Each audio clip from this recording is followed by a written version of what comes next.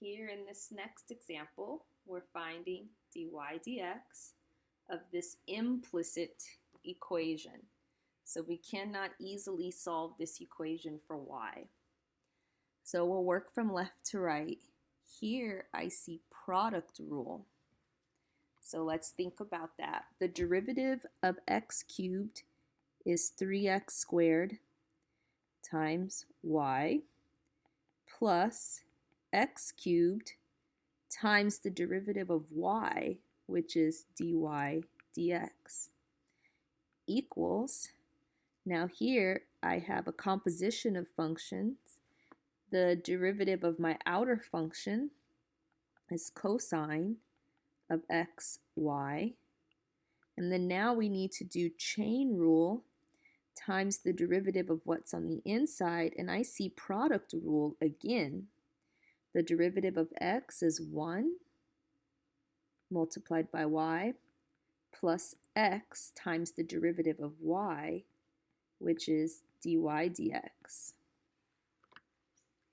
So now I see dy dx is on both sides of my equation, but let's create separate terms so we can move them. So first, to do that, I will distribute this cosine of xy.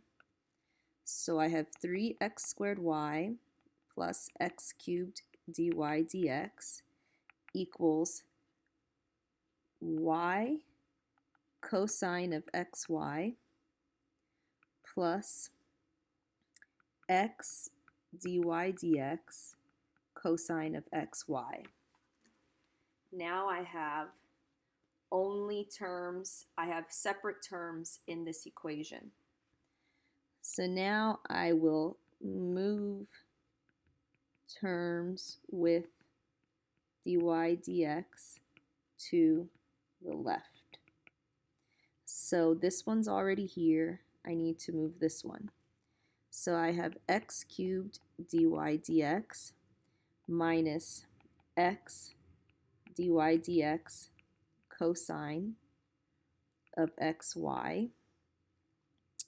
And then I will move terms without dy dx to the right.